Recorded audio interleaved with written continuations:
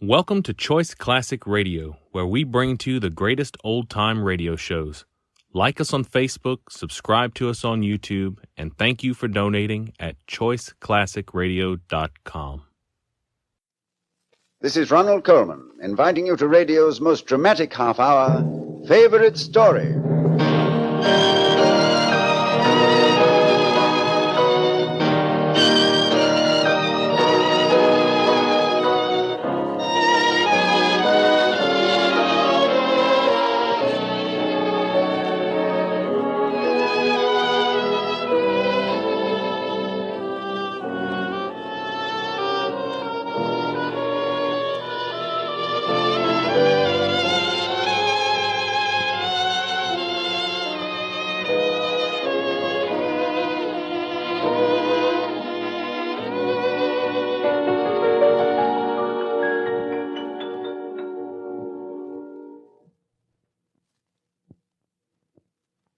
We've been telling a variety of tales on this series, stories of love and mystery and imagination, and a comedy or two.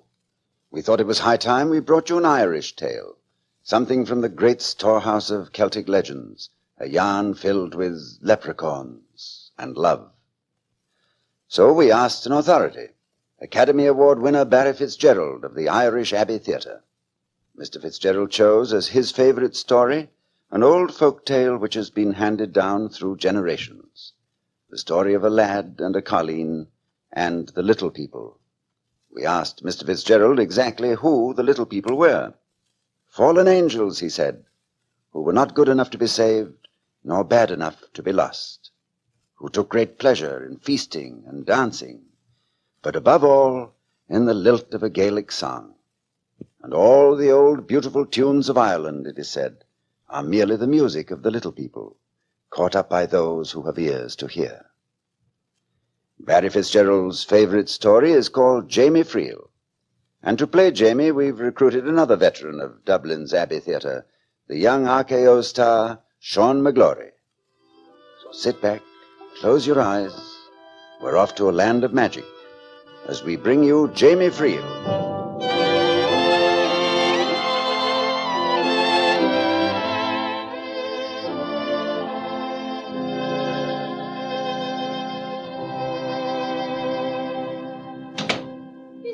Jamie? It's meself, Mother. Now sit down there and make your apron big. It's Saturday night and I'm wanting to pour me week's wages into your lap. Oh, the blessings of God and all the angels on you, Jamie. It's a sad widow woman I'd be if I didn't have you for the fine son you are. No, I'll not be listening to compliments, Mother. There you are now. Oh, and here's a halfpenny for you, lad, for tobacco. I'm thanking you, Mother. All the neighbours say me Jamie is the best son that was ever known or heard of. Oh, do they now? But there are some of our neighbours whose opinion I never heard tell of at all. What neighbours, lad? Neighbours who live very close indeed, but whom I've never yet seen. Neighbours you can only see when the moon's bright as gold, like it is this night. Jamie, boy, no. Put that look out of your two eyes, and the thought of it out of your mind. When I passed the old ruined castle this night, I thought I saw strange lights in the windows of it. And... Mother, did you hear that now? Oh, here I am, happy as the good sunshine on St. Martin's Day, and me fine lad starts in hearing sounds in the night. Mother, come to the door. You can't help but hear that, Mother. It's the music of the little people. No, Jamie. Oh, Mother, don't be putting your hands to your ears now. You hear them too, clear as a lark singing in the heavens. It isn't wisdom, Jamie. For a hard-working lad as is the pride of the village to be thinking of such as them, or to be lending his 2 ears to listen to the likes of 'em. And yet, Mother, it's them that knows about all the good things of the world. The feasting and the fighting, the making of love and the playing of beautiful music. It's them too that knows the secret of the buried crocks of gold. Wealth and riches as'll make the few pence I pour into your lap look poor indeed. Mother, hand me cap. I'm away to the castle to seek me rightful fortune. What? Would you venture there, lad? You that's this poor widow's one son. Don't be so venturesome and foolish, Jamie. They'll kill you. And then what'll come of me? Oh, never fear, Mother, never fear. No harm'll happen me. But I must go now. Oh, listen to your mother, me darling, darling boy. I do, Mother. But it's the music of them that's calling me.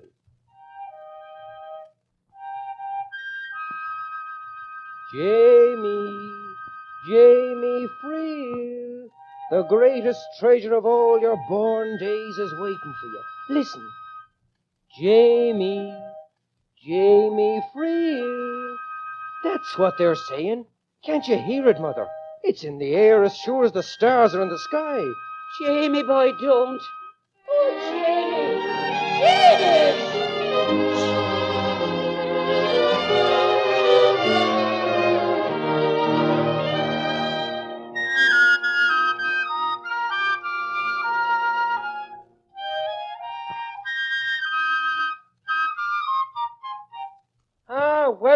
Welcome, Jamie Freel. It's the music of you I've been hearing, floating through the air like the green moonlight of a May night. Like as not it was. Tell me quick now, what do they call the likes of you? An elf? Or a leprechaun, maybe? A will-o'-the-wisp, perhaps? A pixie? Pan, are you, perhaps? You play the pipe. Lad, we're of a generous and giving nature. Call us what you like. It's your belief in us which is important, and never the name you call us. How many of you little people are there now? 1, 2... No, lad, don't count us now. If you go about 1, 2, 3 in us like so, you're likely to bewitch us. Tot us up like so many figures, and we'd be changed into mortals. That'd be a sad, sad day indeed. Well, I bid the top of the evening to all you little people, and it's happy I am to be laying eyes on you too. Well, are you not going to answer me? Sure, it's common knowledge, lad, that little people have not power of speech. Oh. Back in the days when gifts were being handed out, so much speech was given to mortal women that when it came to the little people, there was not enough left to go round. But they'd smile on you and cry tears for you and dance for you. Aye, dance for you. But when there's speaking to be done, there's the likes of me who's a talking one. Well, you called me this night. What is it you wish now? Oh, we called you, did we? Did we now? As sure as if you shouted me name from the crest of Bottle Hill. Well, 'tis said that what a mortal hears depends a great deal on what he listens for. But here you be, Jamie Freel, and you may as well spend the moonlit evening lending us your strong right arm for our revels. I'm with you. Jamie Freel's got a soul filled with adventure this night. Good, Jamie, good. Listen now. We're going to ride to a distant spot to steal a young lady. Oh. A maiden with the burning beauty of a Grecian goddess in her, and whose 2 eyes are like starlight shining through raindrops. Will you ride with us, Jimmy Freel? Aye, that I will. We're riding a troop of horses, as is the sons and daughters of the winged white horse of Kilkenny. Strap yourself well in the stirrups, boy, for this night we ride fast and far.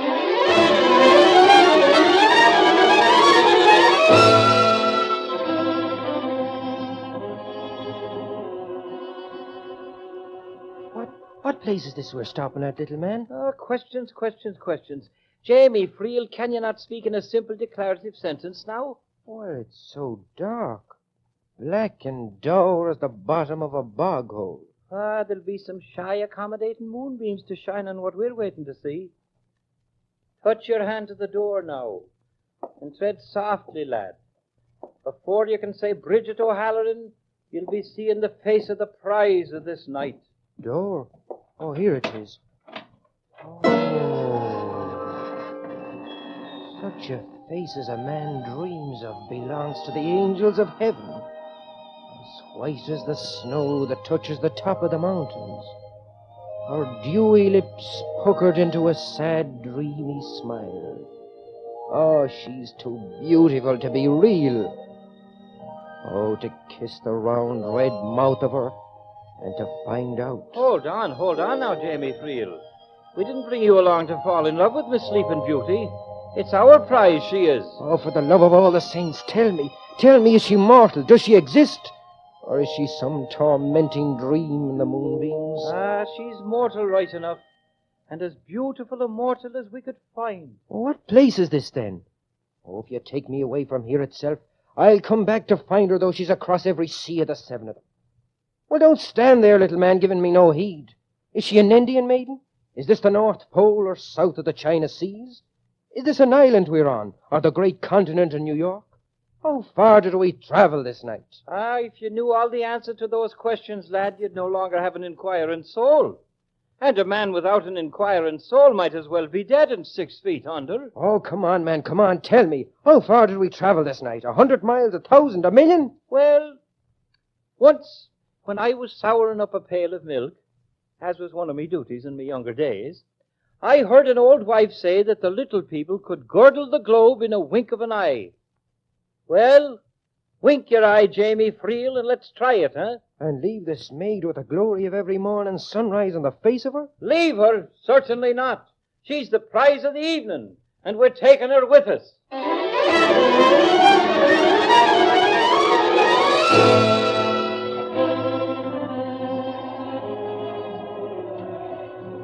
Are we near home, little man? Near enough, lad. Whoosh! There goes Dublin. And whoosh! There's the Boyne River in the valley below. Rathmullen it is now. And Killybegs. And Tanny. It's close to home we are right enough. Little man, Yes, Jamie, lad? you've all had your turn at carrying the young lady. Would you do me the favour of letting me hold her for a bitty? Aye, Jamie, you may take your turn at carrying her, to be sure, to be sure. Here, hold tightly, lad. Oh, girling, when you open your eyes, it's the face of Jamie Freel you'll be seeing. There's me mother's house below now. Goodbye to you now, little people. Goodbye! Come back, Jamie Freel! Is that the way you treat us? Come back!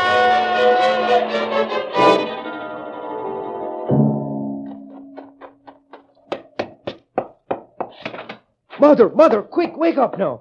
Jamie, where have you been all this night? It's worried to death I've been about you. Oh, what's that you're carrying in your 2 arms? Oh, mother, there's no time for questions or answers now. Hurry up and get me a handful of rice and barley to throw to the night wind. The little people are after chasing you. Right on me heels there. I'll throw the rice and barley.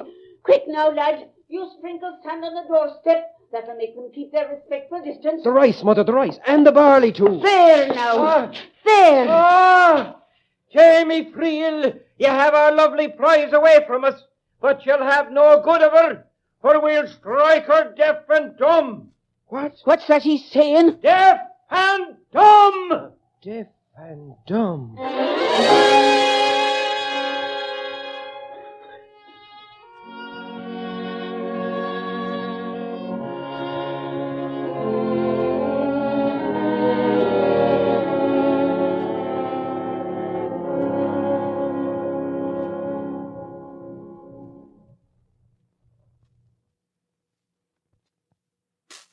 We're ready for Act 2 of Barry Fitzgerald's favorite story, an old Irish folk tale called Jamie Freel.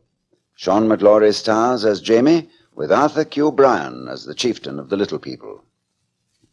The colleen with the glory of every morning sunrise on the face of her has been struck deaf and dumb by the little people.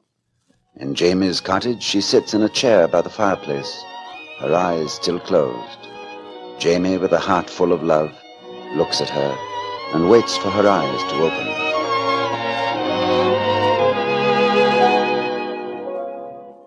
Poor crater. She is a handsome one. No wonder they set their hearts on the little ones. I had to bring her here, Mother. I had to.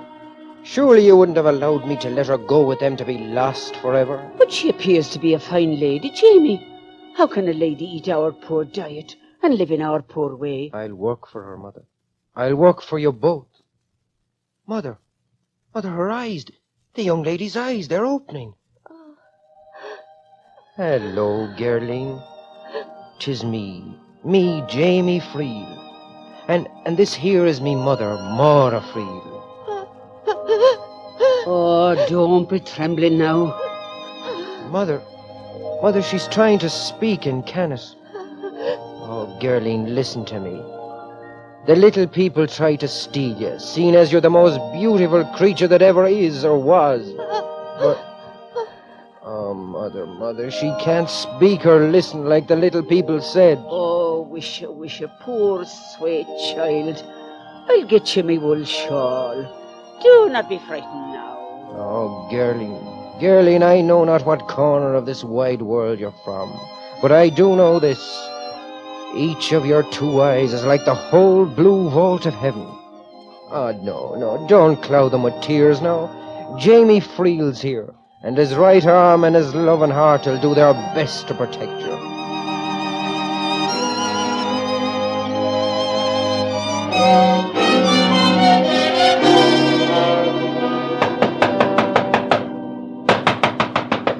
Yes, don't tear the door down. I'm coming.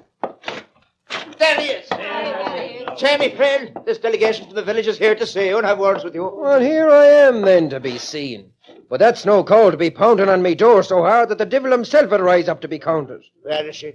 Where's who? The foreign girl that's bewitching the whole countryside. Take a bit to your tongue now, Barry O'Rourke. I'll not have you saying an evil word against a sweet young thing who can't even speak to defend herself.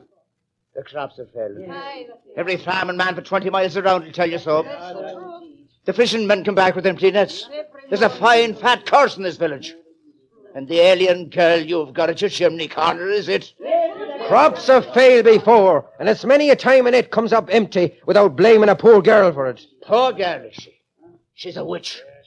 We wouldn't mind so much if she was an Irish witch. But we'll have no heathen foreign witches in this village.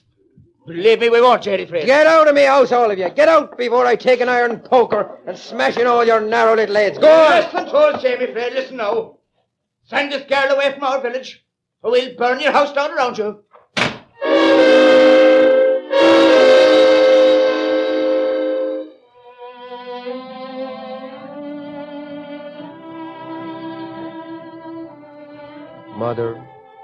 Mother, I'll be bidding you goodbye now. Jamie, boy, don't you go. Sure, I must, Mother, I must. I'll not have your own house burned down around you. Where will you be travelling? When will you be coming home? The girl and I, we're going to travel over the whole of this island of ours. She can't hear me or speak to me, and if she could itself, it's not our tongue she'd be speaking or understanding. But I'm going to show her Ireland, Mother. I'm going to show her the rich golden valleys and the bright waters, so that she too can become one of us. And then when we come back, maybe our neighbors will treat her more kindly. Oh, let me kiss you, Jamie, boy. Godspeed. The saints watch over you and send you back to me soon, Alana.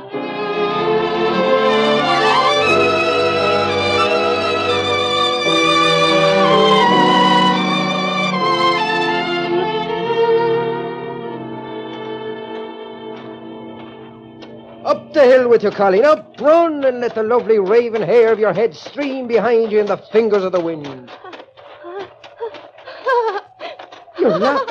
You're laughing, girlie. Oh, they can keep you from talking, yes, but they've found no way to keep happiness from you.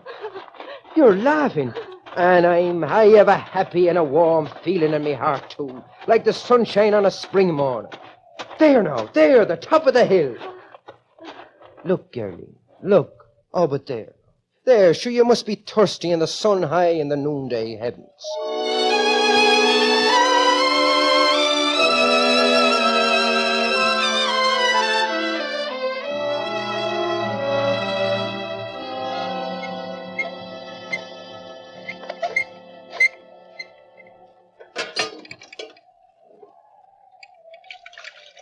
Here you are, Colleen. A drink of water from the wishing well of Glengorm. Sip it easy now, and the wishes that are hidden in your heart will come true. I'll hold your hand, girlie, so you don't drink too rapid like. For the water of this well, even when the sun shines on its stones, is so clear and cold, it'll shake the very teeth in your head. Listen how deep it is. Oh, wishing well, I want one thing only. This girl here, and the everlasting laughter and the love of her. Oh, girlie, there's so much I want to show you. The places Finn McCool, the great giant, walked in the days when there were giants in this land. The places the two great lovers of old, Diarmid and Grania, went, and where they slept one night in a bed of heather on the slope of a hill in Connacht. I want to show you Connemara and the castle of the pirate queen. Oh, Eileen, have you seen enough of this land to know that you can never be a foreigner here, so long as your own true love is with you? Oh, when you smile up at me that way, I know there's a greater bridge than ever was made with words and hearing. Come, girlie, I'm going back to the little people and ask them in the name of this love I have for you to take the enchantment off you.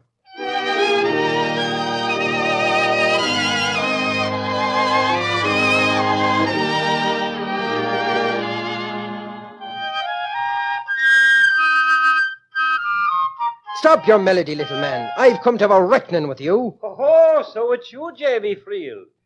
Little people all, come have a look who's come a-visiting us. I'll have none of your looking now or tricking. Oh, he's getting real uppity like this Jamie Freel. And him has played such a poor trick and stole the nice young lady from us. Where is she now, Jamie? I left her at me mother's house.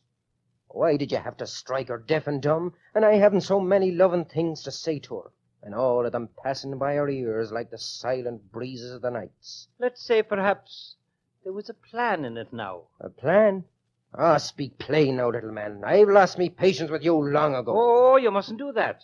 Once you lose a patience, it's very hard indeed to purchase another. Patience comes high these days, and very few village shops there are that keep a supply on their shelves. But why did you do it now? This lovely child, and her not able to say even what distant land she comes from. Jamie, lad, say as how a crock of gold was lying around for anyone to pick up walking down a street, instead of being way at the end of the rainbow. A difficult place indeed to find, let me tell you now. What would be the value then of a crock of gold? A body'd prize it as much as sneezing into the wind. What's all this talk to do with me and the girl? Love's like a crock of gold, lad, only worth considerable more. Don't you think now I'm after knowing that for many a long, long day, little man? Little people all, I'm thinking our lad here has reached the end of his rainbow. Perhaps we should tell him where to be digging. Don't be speaking to me in riddles now, thwarting and tormenting me. I'll speak right out, Jamie Freel. Go you now to the sacred river Boyne, and take you by the light of the full moon 3 drops of water. Place 1 drop on each ear, and 1 drop on the red, red lips of your own true love, and the spell will be broken. 1 drop on each ear, and 1 drop on the red, red lips of her. Oh, little man, I'm thanking you from the bottom of me joyful heart. And I'm thinking that you planned it this way all along. That we did, Jamie Freel, that we did. Ever since you were a wee lad. But we're after appreciating your complete belief in the likes of us. Where would we be now without it?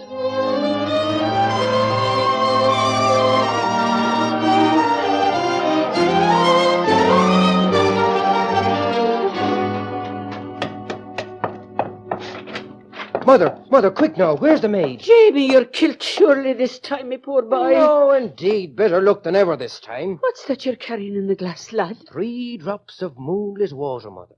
Enchantment-breaking water from the Boyne River. Here's your Colleen, Jamie, the face of her buried in her arms, crying her poor heart out. Girlie, let me look into your face. Oh, dry those tears from your blue eyes, for I've the magic liquid that'll make you speak, and make you be able to be hearing all the grand words I have trembling on me lips for you. God and all the saints willing, someday you'll learn to understand the tongue we speak. Hold the glass, Mother. Hold it close here by the lovely face of her. Jamie, lad. 1 drop on your right ear. 1 drop on your left ear. And 1 drop on the red, red lips of me own true love. Can you talk now, girlie? Can you? What are the words you're going to speak to your Jamie? What are the first words that are going to fall from your lips? Oh, whatever language you speak, girlie, speak it from your heart. Then I'll go to all the scholars of the land to get the translation of it. Her lips are opening, Jamie. Say it, girlie. Say it. Sure, and I love you, Jamie Freel. Saints preserve us. Where did you get a brogue like that, girlie? Oh, you've been watching the moving of me lips all these months now, and you mastered the way to speak it. Oh, no, Jamie Freel. The distant land I'm from is Donegal, right here in the green hills of Ireland.